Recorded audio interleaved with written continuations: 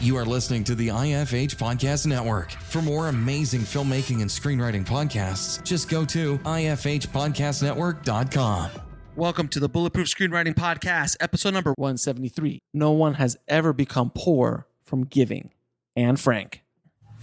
Broadcasting from a dark, windowless room in Hollywood when we really should be working on that next draft. It's the Bulletproof Screenwriting Podcast, showing you the craft and business of screenwriting while teaching you how to make your screenplay bulletproof. And here's your host, Alex Ferrari.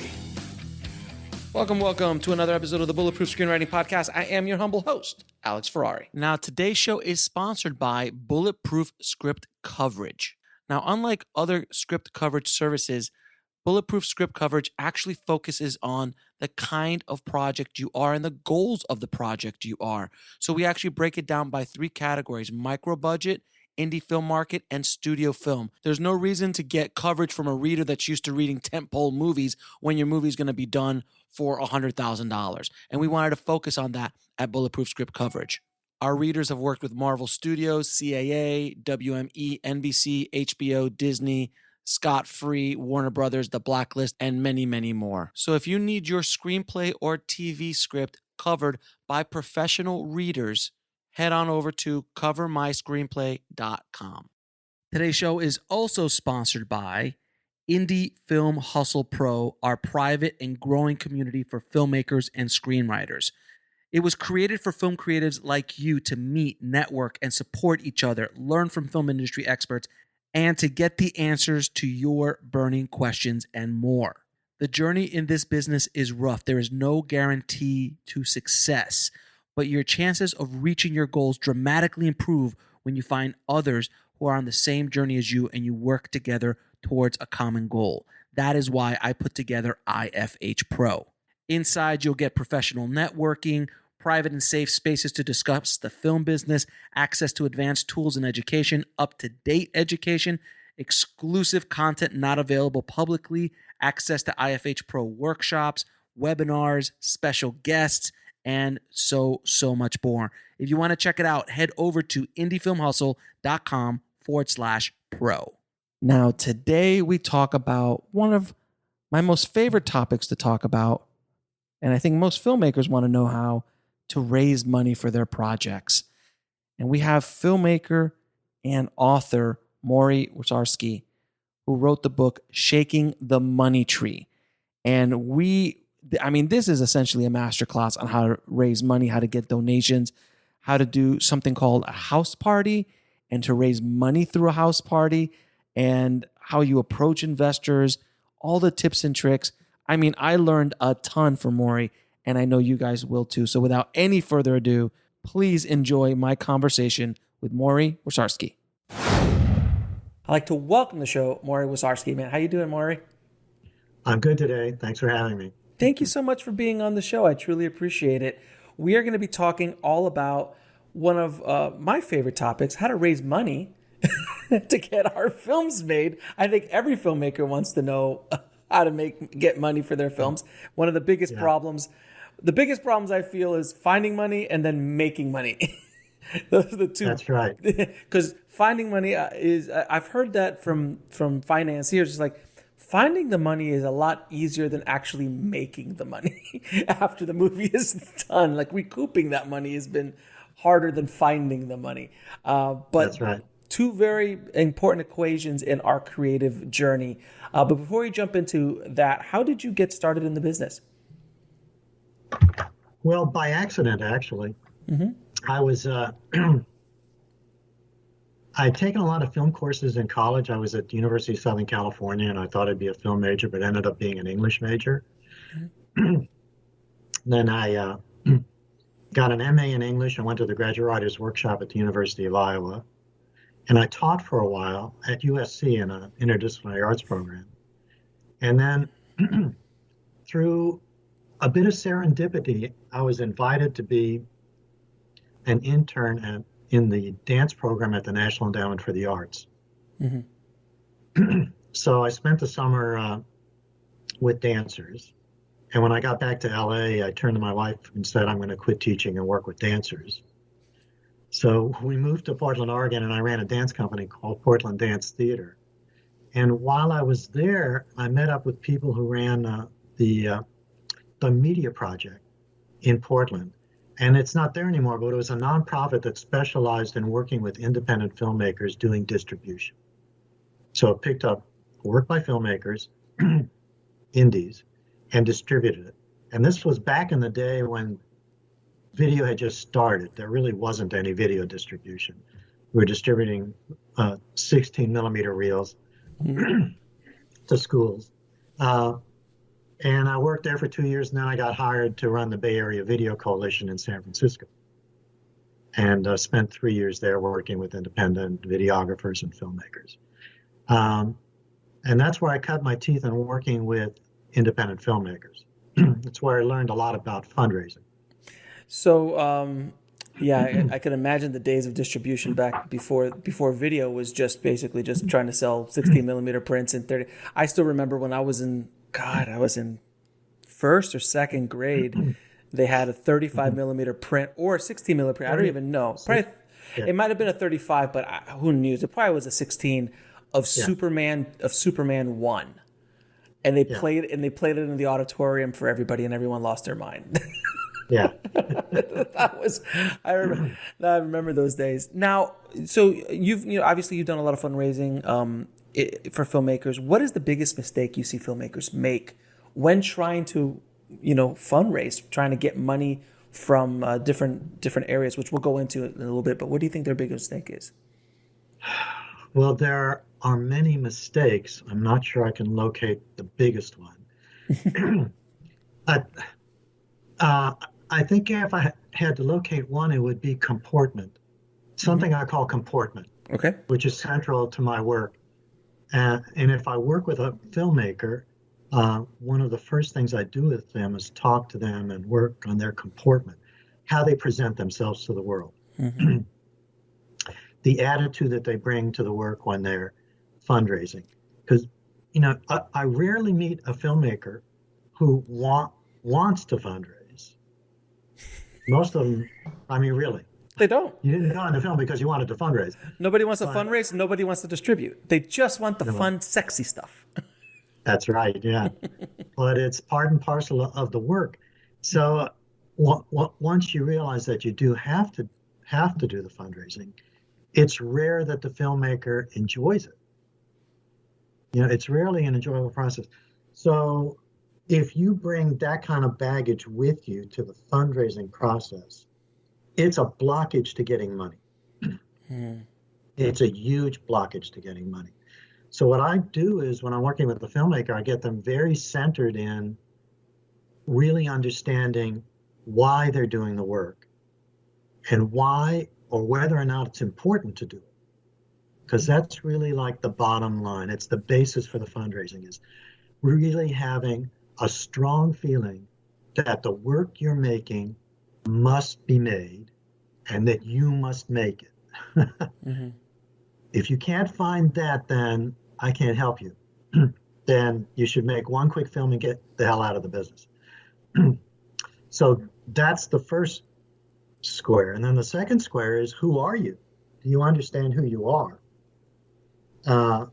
And what your limitations are and what your strengths are. It's really important to understand where your strengths lie and how you can surround yourself with workarounds for your deficits. But so I agree with you 100%. And you're right. I crowdfunded my first feature and I hated it. I hated it so much. Not that it wasn't, it was successful and I was able to fundraise for the movie, but it was just so, I just don't like doing that kind of that kind of work. It's not for me. So my second film, I financed myself. I was like, no, I'm just gonna.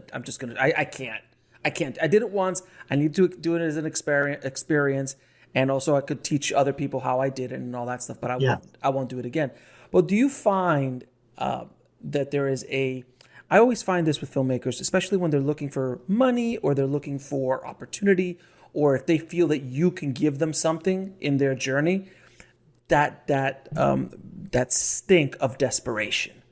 It's a problem. Am I wrong? Problem. It's a huge problem, right? You're right. And you cannot bring that stink of desperation to your work, or it's death. You're done. Nobody wants to be around someone who's desperate. Right. So you have to understand that you have to put yourself in the shoes of the donor, of the person who might want to help you. Pretend that you're them and you're meeting you, and your comportment is, I'm desperate. I hate doing this. Please give me the money. I'll do anything for the money. No. It won't work.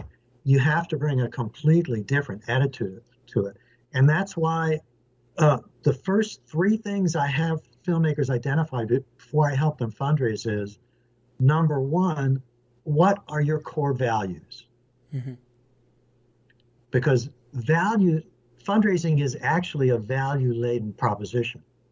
What you're doing is you're trying to find people whose values overlay your values and the values of your project. And they're the ones who are most likely to want to support you. So you have to understand what your values are and the values of your project.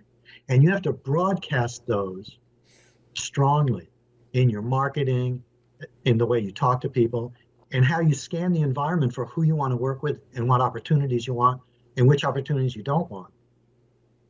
Because that will bring you money and that will defer you away from money that's never going to come your way. And then the second thing I have every filmmaker do is write a mission statement. And the mission statement is, I am doing this work because. Right? Yeah. Because that's what you're bringing to the conversation with a funder that makes you unique. They have to know that you have a backbone, that you're serious about the work that you're doing. You're not desperate. What you're saying to the funder is, I'm bringing you an opportunity. You can come with me, amplify your values in the world, do good in the world, and you'll feel great about it. Or you can ignore this opportunity, in which case I feel sorry for you. But that's a position of strength that you just laid out, not the position of desperation, which is 99% of all filmmakers looking for money for their projects. And it's I mean, if for anyone listening, you just have, I mean, if you're trying to go out with a guy or a girl, and either one, and you are just like on top of them and emailing them and stalking them on Facebook and trying to just like this sense of desperation, nobody wants to be around that. And I've tried to say that so many times. And that's not just with fundraising, just like building relationships with people. Like it's a people thing. It's a people business. You need to build authentic relationships built on real values, like you said, in order for anything to happen. But if you start asking people, the second I meet you, hey, Morrie, I'm looking for $50,000 for my project. I know I just met you, Morrie. But you fundraised a lot. I think you and I can work together. I really need the money. Can you give it to me, Morrie? No, because when you're fundraising, you have to understand when to approach the donor with the ask. Mm-hmm. And how do you do so? Okay, so let's say, how do you approach an individual donor? We'll talk about the other entities later, but specifically an individual donor. How do you build that relationship, do the outreach, and then start? And because you don't do it like right away. Like how do you build that kind of that game plan, that blueprint? Well, you have to understand that there's a ladder of involvement with anyone. Can be an individual, could be a group, an organization, a funder, corporation. There's a ladder of involvement. And at the top of the ladder is, I am a rabid fan of yours. I love you. I will do anything for you. I will write you a check. I will beg my friends to give you money.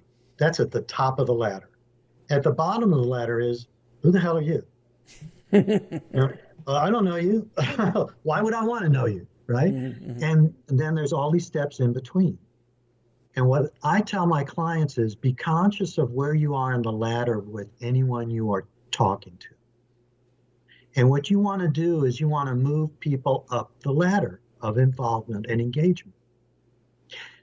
Only at a certain point in the ladder are you ready to make an ask for the money. And until then, you're not ready. And that's why relationship building and community building are basic to this business now. That's what you should be doing all the time is as you cast around your environment, every time you write a letter, every time you post something to social media, every time you decide which social media avenue to use, you have to say to yourself, how can I move people up the ladder of involvement? How can I make rabid fans?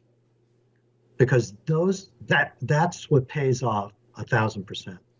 So let's say that I wanted to get money from you. Mm-hmm. Well, the first thing I'd have to ask myself is, why do I think that Alex would want to give me money? I don't know Alex. I've never met him. So I do research. I research Alex. I'll go to the internet. I'll Google Alex. I'll read your profile. I'll find out what your interests are. What I really want to find out is, where have you given money before? Who have you given money to? Is my project going to be warm to you? Is it going to contain something in it that you might want to help me with? And then the second thing I want to ask is, what do I want from Alex? I might want money. I always want money. But maybe I want Alex's expertise, right?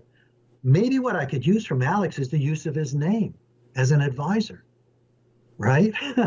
Maybe I want Alex so I could just pick his brain. So maybe Alex has some equipment I could use and I want to borrow it for free or get it at a reduced price. So you want to be strategic is what I'm saying. Right. And you have to bring that strategic attitude to every involvement with every person. It takes work, and research is at the basis of that. So once I've identified two things, one is what I want from you and what you're able to give. And the second thing is, what are your values? What are you interested in? Then the third thing I want to do is I want to see where you are on that ladder of involvement with me, right? And then I want to start drawing you in. And it might be with sending an email. It might be with becoming a follower of yours on Facebook. It might be with requesting that you follow me. It might be with my talking to a friend of yours who's a friend of mine to see if there would be an introduction. Because that's very powerful. You're never more than 3 people away from anybody on earth, really. I mean, 6 degrees of separation at the most. But almost anybody you want to get to, you can in like 3 stops along your friendships. And if your name is Kevin Bacon, even faster. No, but so I completely understand your point too. But so sometimes the approach that you're proposing is more of someone giving and supporting you, but there should be some sort of value you're providing them, and that value could be experience. That value could be hanging out with movie stars. That value could be financial. That value could be I'm bored with my life and I just want to go do something cool that I've never done before. There's other things that you're presenting as well. So it's not just what can you do for me, but it's also what I can do for you. Is that correct? That's right. And I have to know that before I talk to you, right? If I can. If I don't, then there are ways to find that out, like with you. But it wouldn't be at a first meeting ask. It might be at a first meeting lunch or a phone call or whatever. I have to know what you, the donor, need from me. What do you really want? And can I provide that? And it's different with every donor. Don't assume that every donor wants the same thing. So if I give you like 2 extremes of donors, there's the donor who I'd call an investor. And that person wants money. Right? Pure and simple. And if you can't give them an avenue towards a potential payback, they don't want to be with you. And then at the other end of the spectrum, there's a donor that just wants to feel good and let you do whatever you need to do because they want to see something good happen and they don't want anything back. They want to remain anonymous. They don't even want their name on the front. And then there's everything in between. And most people and donors are in between somewhere. But those are the 2 antipodes. And I have to understand where you are on that spectrum before I make the ask. Yeah, without question. So now that you have, okay, so let's say you're building this relationship. What are the elements of a perfect pitch? Like, how do you do that pitch? Because that's a whole other, I've spoken about pitching extensively throughout my years on the show, and it is an art. It is an art, and it's not for everybody. So if you don't know how to pitch, either learn or hire somebody or find someone who can actually pitch well. If not, you're done. We'll be right back after a word from our sponsor. And now back to the show. So there's a lot to say about the pitch. The first thing I would say is you must have a pitch. Step one. And I don't care if you don't like pitching, don't know how to pitch, yada, yada, yada. You, as the filmmaker, must have a pitch. And it must be no more than 20 seconds long. It's tough. This is a basic pitch that you must create. And I'll tell you why in a second. You can have longer pitches, but the big pitch, the one that you must have, is at least one 20-second pitch. I often recommend that you have a couple of different short pitches, depending on where you are and who you're talking to. And it must be compelling. And the purpose of the pitch is it needs to reel your interest in if you are likely to be interested. Now, remember, there's a whole universe of people who are never going to be interested. Forget them. What you're interested in is that small unit of people who are likely to be interested. And your job is to reel them in and make them want to talk to you and ask questions. The pitch is like such a powerful tool. It makes you money all the time. Because, I mean, here's the typical situation. You're at the grocery store, Safeway, and you're in line waiting to pay for your goods. And it turns out the line is long. So you turn around to the person behind you and you say, I'm always in the wrong line. Right? Even if I'm in the shortest line, it ends up being the longest line. Right? And the other person says, and this is actually a true story that happened in San Francisco at the Safeway in the Marina. Okay. A filmmaker told me this story. Right? So she's talking to this guy behind him. It's actually one of those places where singles go to meet up. But at any rate, so she says to him, you know, what I just said. And he says, yeah, I come to this store all the time and I always have to wait in line. And she says to him, well, what do you do? And he says, well, I'm in accounting. I'm an accountant. And he says, well, what do you do? He says to her, what do you do? And she says, well, I'm a filmmaker. How many times has this happened to you in the world, right? She says, I'm an independent filmmaker. And he says, oh, that's interesting. What are you working on?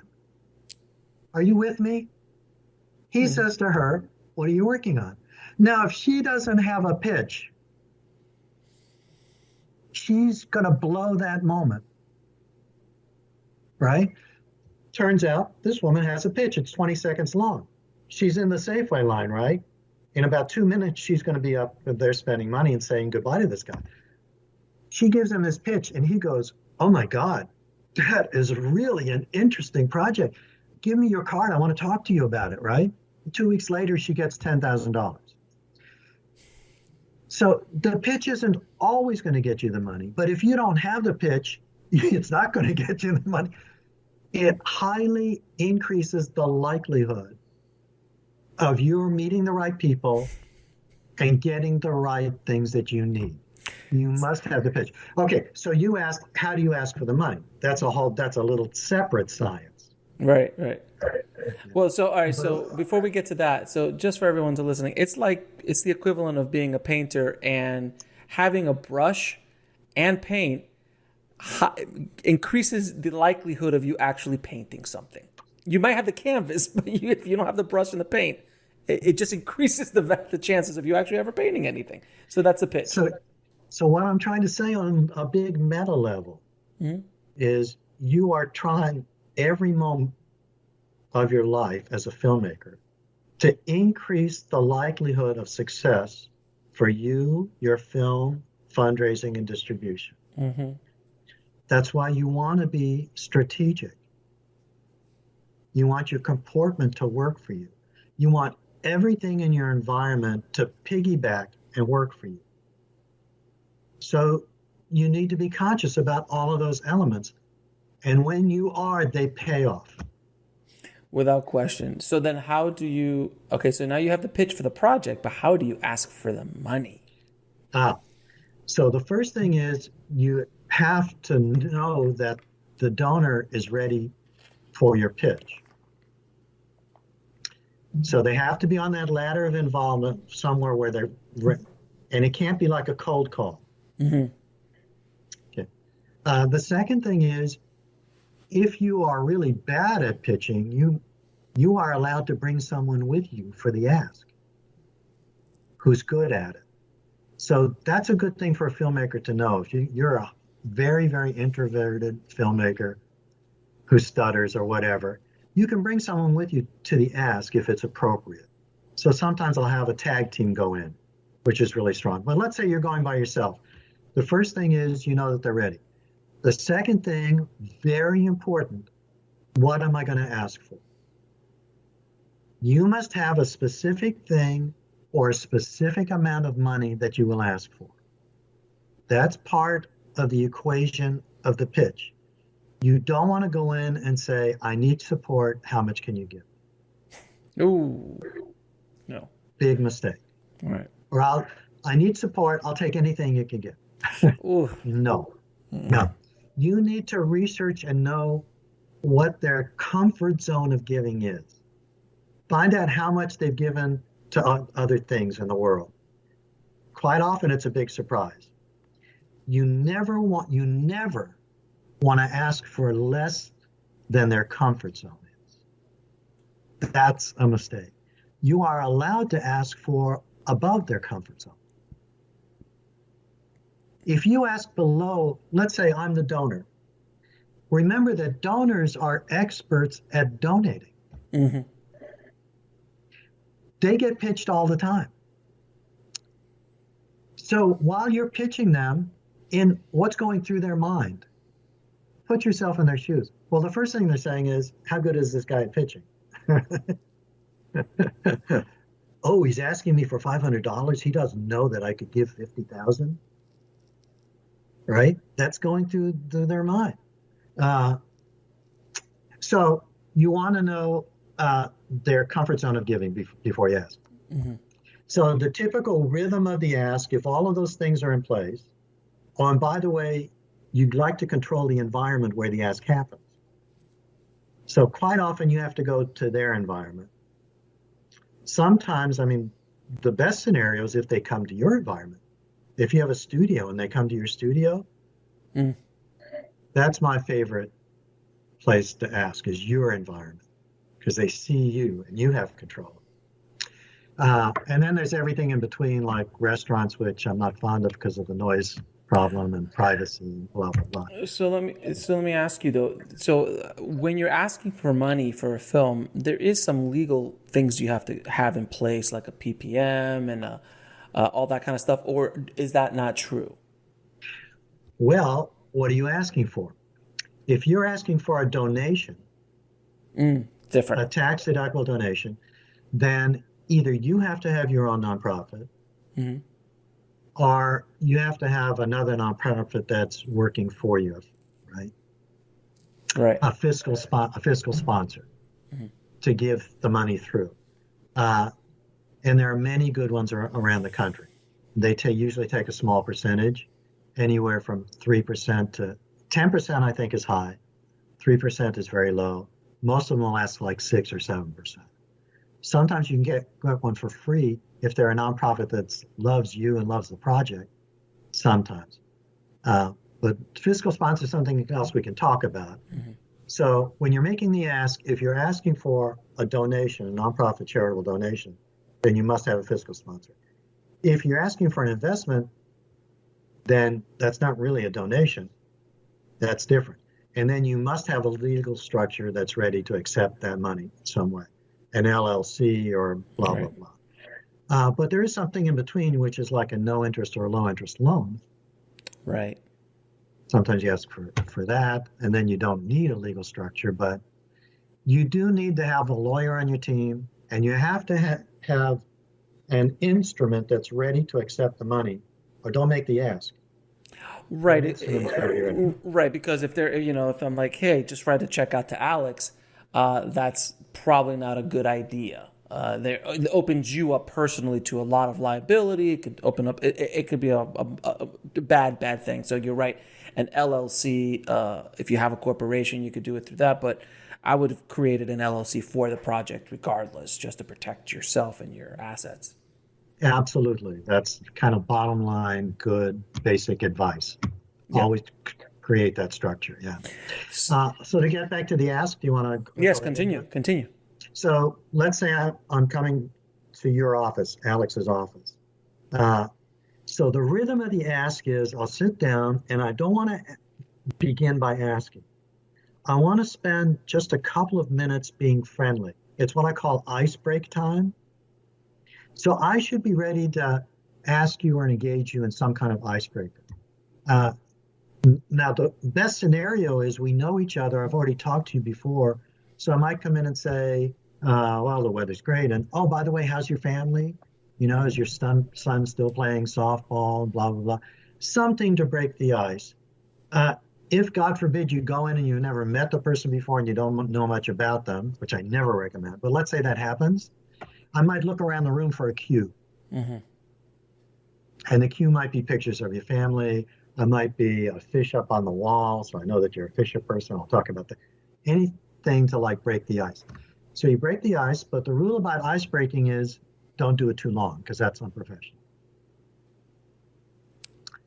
You'll get a feel for when it's time to get into the ask. So when the ice break is over, then you'll talk about the project. You'll give your pitch. You don't want to make it too long. You don't want to bore the donor. Ideally, they already have something in front of them about the project.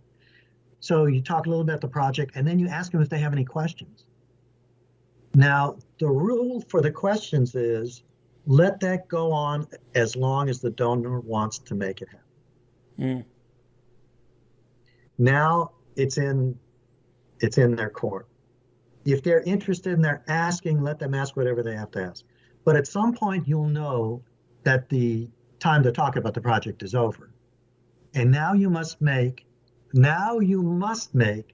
a direct ask for the money. And the direct ask has like a little equation to it, a little formula.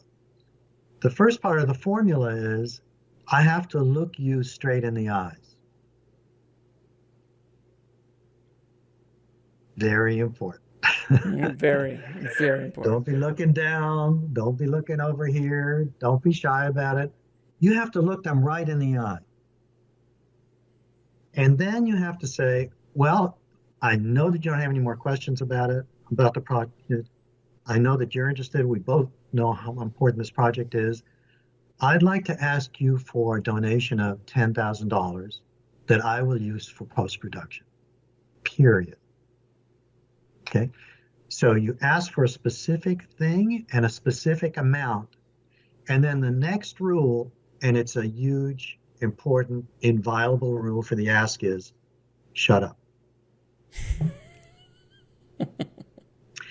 And the rule is you zip up and the next person to talk loses. It's not going to be you. That moment or moments of silence can be very awkward and hard for you. You don't want to interrupt by going, oh, but if you need more, or I understand. No. The next person to talk is the donor. Let them sit back as much time as they need, whatever. Your job now is to shut up and not say anything. And they will say something next. And they have like 3 paths they can follow. The first path, the one you're hoping for is, I'm going to write you that check right now. Mm-hmm. I love this project. Not only am I going to write this check, I'm going to tell my friends they have to give, use my name all over it, blah, blah, blah. You're hoping that'll happen. The second scenario is they say, I'm going to need a little more time to think. Now, if they go down that path, which is not unusual, then you still have to, oh, I'm sorry. For path number one, if they say they want to give, close the deal. Find out when and how they want to give you the money or the stocks or whatever, and make sure they understand your fiscal sponsor interface or the legalities, whatever. Get that all straight. If they go down the second path, which is maybe, then you still need to close. You say, I understand completely. What information can I give you? Do you need to talk to other people? How much time do you want? And the donor will say, I'm real busy right now. How about 2 weeks? And you'll say, fine. Should I call you? Should I email you? Or do you want me to come back? Should we set up an appointment? You must close the time and date that maybe will get resolved. Okay? So remember that most of the time, if you've really done your homework and you've done your relationship building, one of those first two scenarios is going to happen. But there is a third scenario, the one you don't like, you're unhappy about, and that is they say, this project isn't for me. I just can't help you at this time. So you have to not take it personally, which is very difficult. And what you need to do is understand more about the rejection. Don't be mad about it. Accept it. Never argue about it. Mm-hmm. Never. This is a big mistake. And I see filmmakers make this mistake all the time.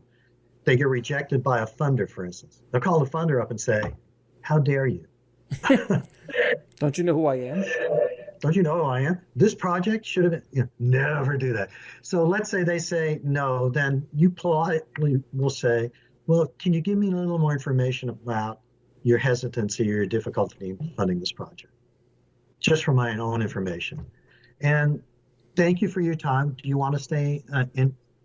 Can I keep sending you information about the project, or can I keep you on my mailing list? Something like that. And then you leave. Always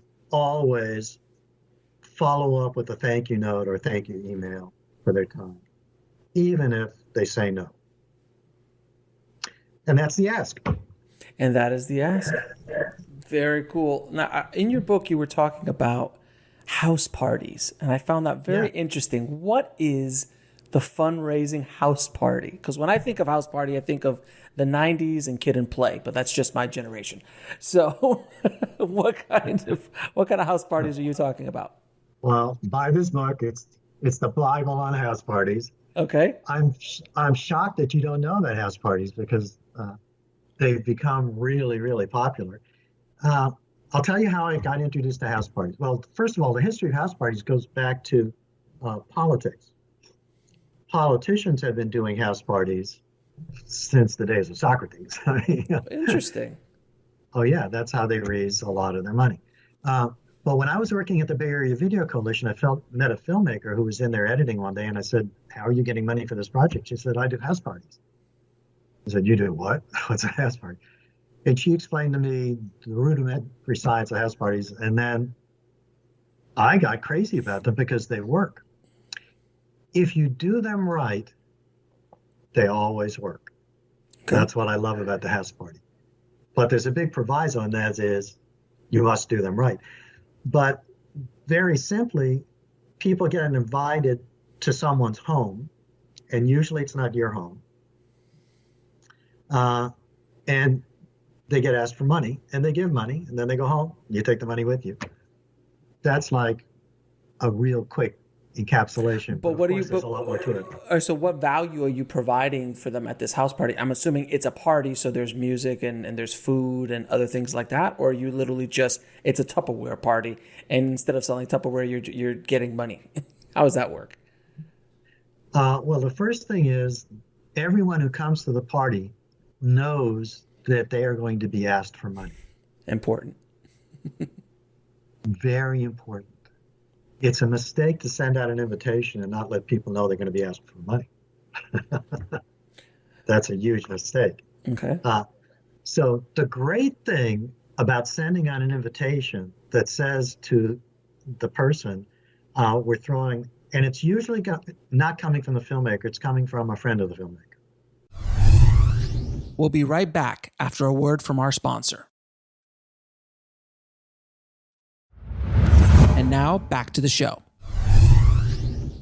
Ideally, someone has already donated to the filmmaker and they're inviting their friends.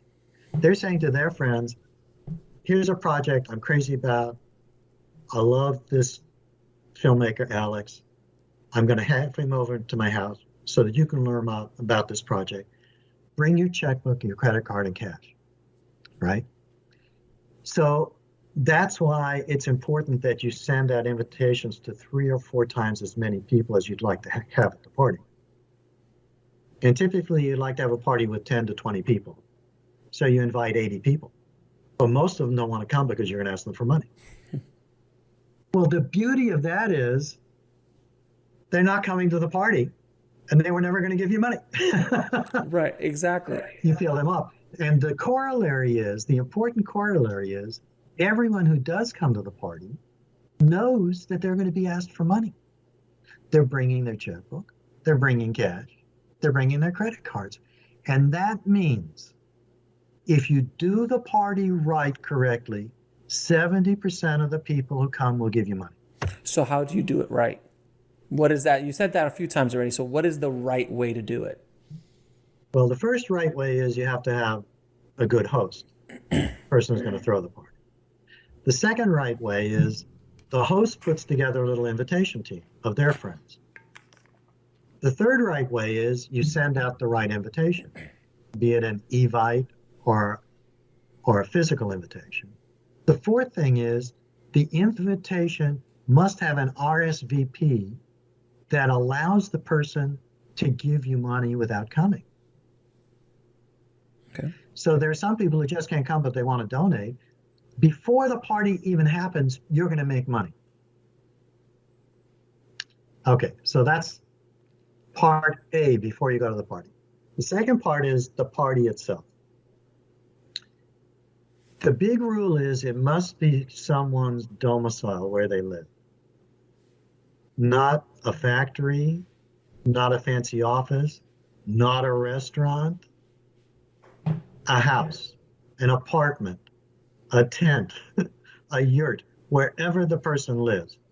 Because the significance of crossing the threshold into your private space is so strong, it can't be replicated in any other environment. It says to people right away, I'm really invested, and that's why I'm allowing you to come in my house and keep your shoes on and get the floors dirty. Right? Okay, so you want that to happen. You have to prepare the host, and the host has to be ready to, at the very least, invite everyone and welcome them when they show up. At the most, it's great if the host will make the ask that night. And I'll talk about the rhythm of the party.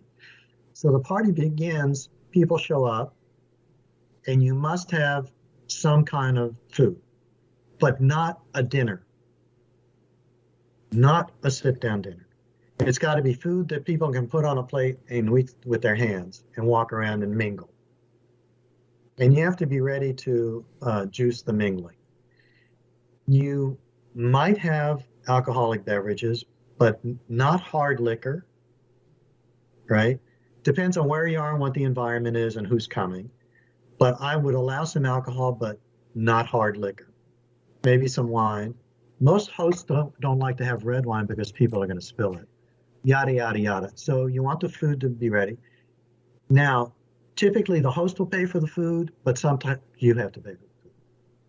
Right? Okay, so whatever. So you got the food. You let people mingle. You allow enough time for people to show up late. And then part 2 is you must have a place in the house prepared for people to sit down and have a formal presentation. So you gather all the people together in the room, and then you have a formal presentation. And there are 3 parts to the formal presentation. You have to do all this or you won't get the money. But if you do it right, you will. Right. The first part is the host welcomes everyone. The host has to say, I'm so excited. They have to show enthusiasm.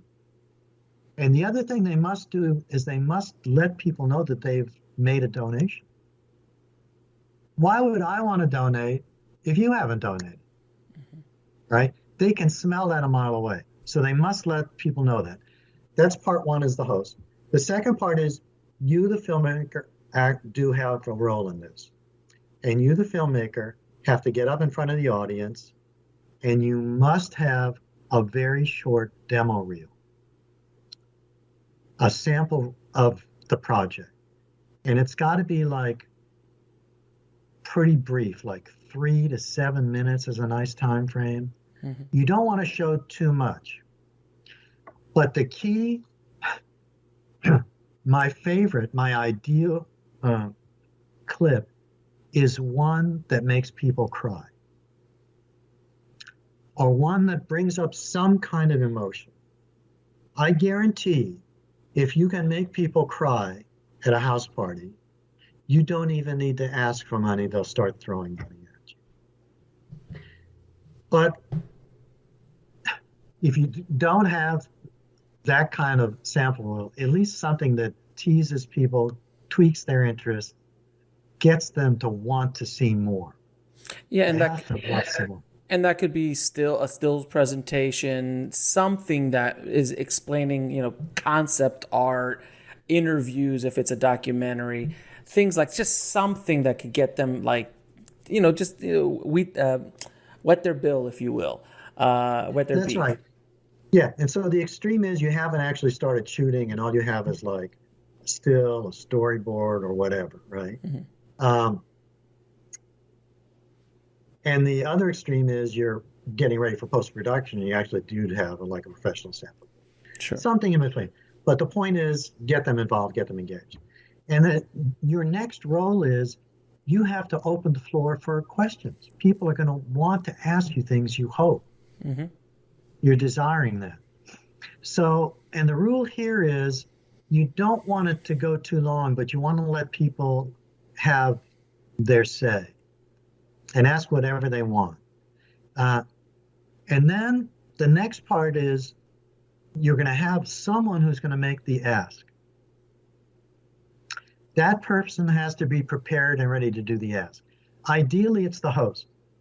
But let's say the host is uncomfortable asking their friends for money directly.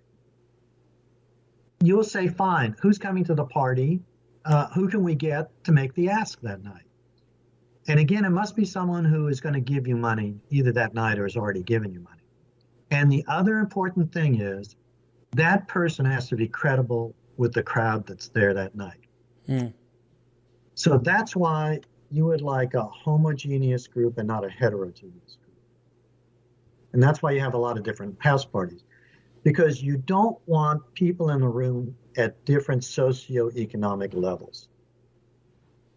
You don't want someone in the room who could only give you $50 next to someone who could give you $50,000. You have to make sure that the room is in the same comfort zone of giving. It's really awkward if that's not true. And that will control the level of your ask that night, by the way. And the other thing you have to have ready is a card that people can fill out to give you money. And on that card, you'd like levels that are appropriate for the people who were there that night. But at any rate, the next big important part of the house party is someone has to stand up and ask for money. And they have to be very direct, not namby-pamby. And this is another big mistake that people make, is they don't ask for money. Mm-hmm. They'll throw a party and just hope that people see the pledge cards and give by the end of the evening. I've seen that happen. Doesn't work. Someone has to get up. Everybody knows why they're there. They have to get up and say, and they're the person who decides when the talking period, Q&A, is over. They get up and say, Alex, okay, I think that's enough talking. Everybody here knows why we're here. If they don't already love your project, they should leave already. They're crazy.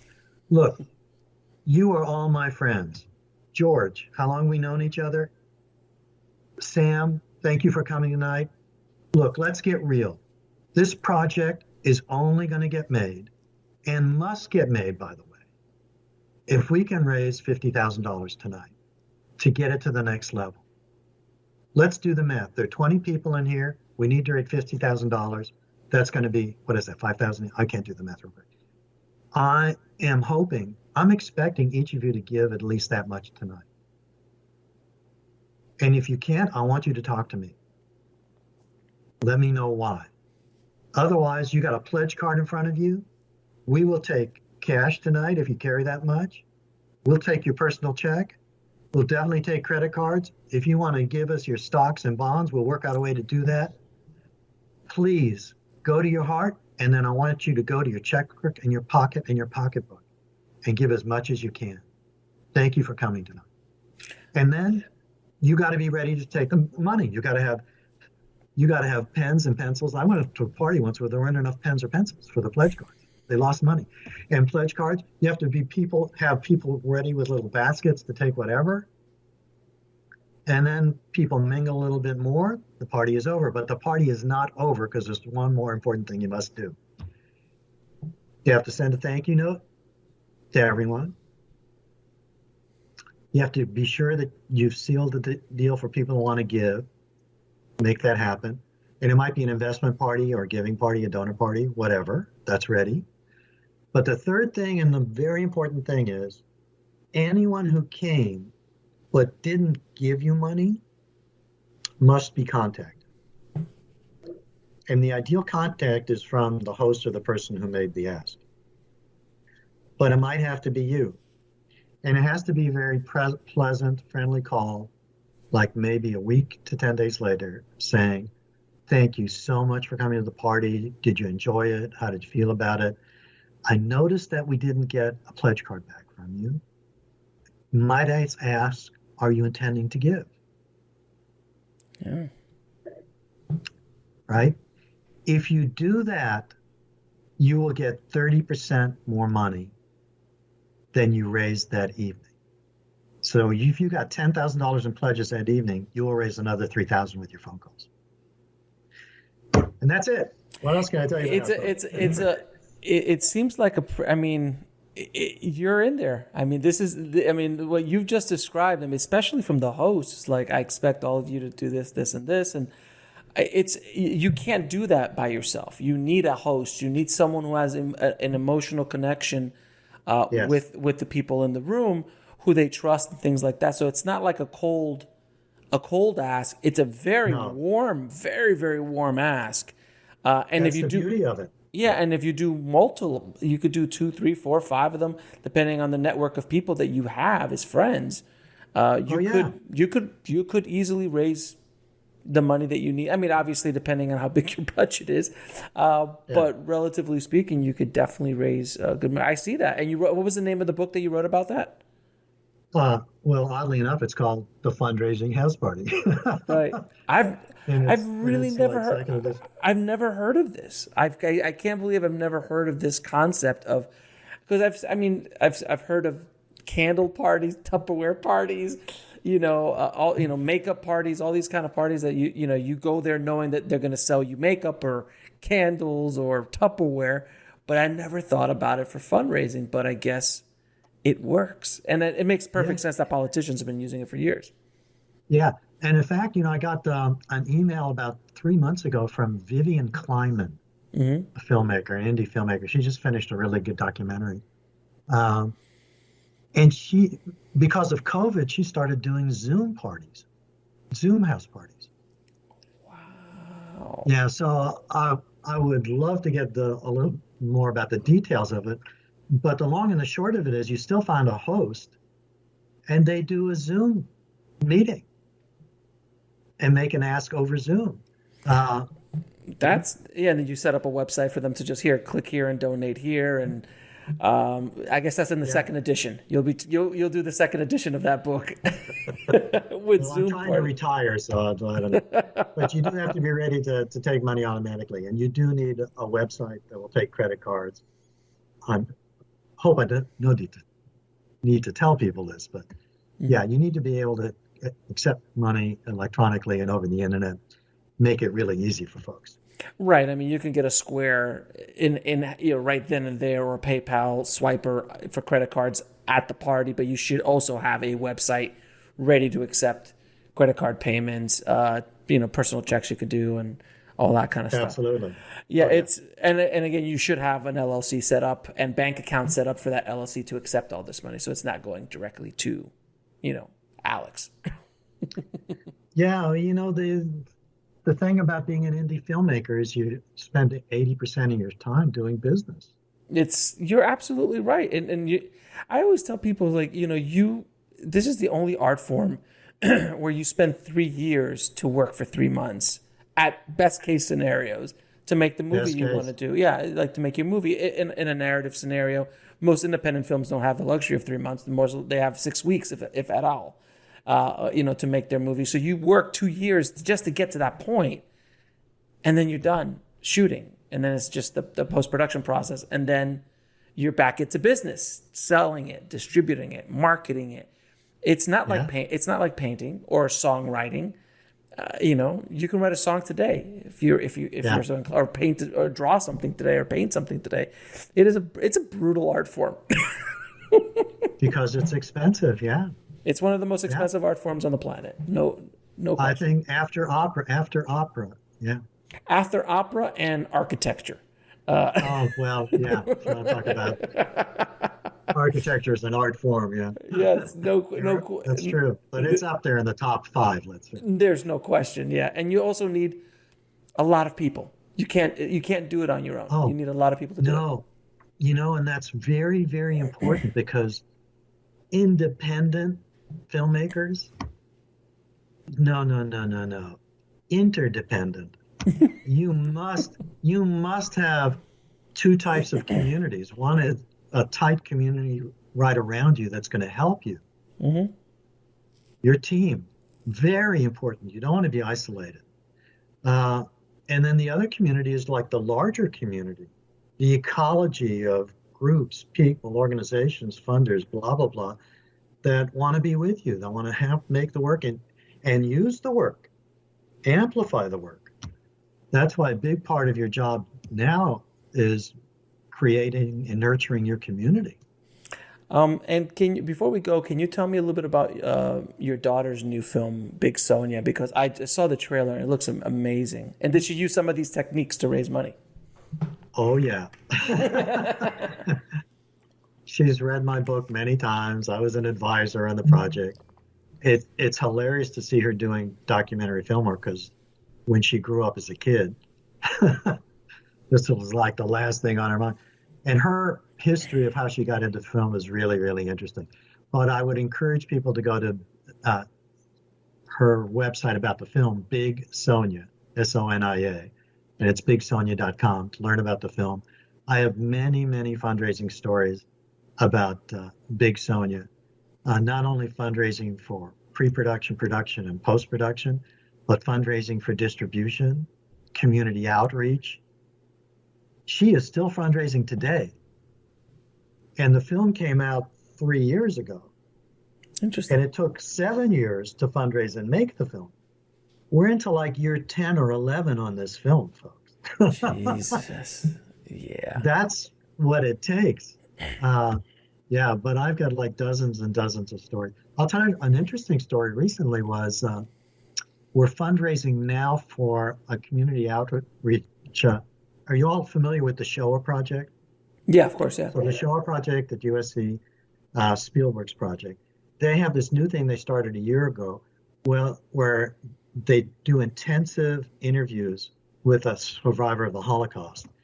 And they create a 3D and or hologram version of the person so that later on you can interact with them in real time. They ask them like 1,000 questions, they store it in computers, blah, blah, blah. So we're fundraising now to complete that project. So one of the things I tell my filmmakers is that marketing is fundraising. Public relations is fundraising. So 2 weeks ago, an article showed up in a newspaper about this project. And a day later, Leah's fiscal sponsor in Seattle, Oregon, the Northwest Film Project, called her up and said, well, we just got this donation for $1,000. Do you know who it's from? It was this woman who read about the project, got excited, wanted to see it happen, and wrote out a check immediately for it. Wow. So the kernel of that is there are a lot of lessons in that. They have to do with comportment, marketing, pitching, the whole range of things.